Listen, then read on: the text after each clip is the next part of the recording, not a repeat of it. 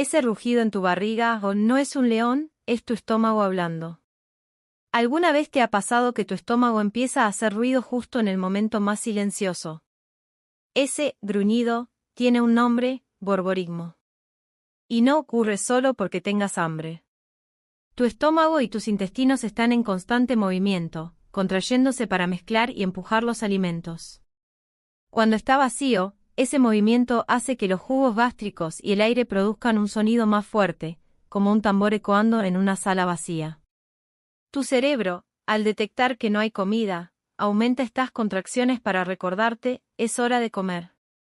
Así que la próxima vez que escuches ese rugido, no te preocupes, no es un oso escondido, es simplemente tu sistema digestivo pidiéndote combustible.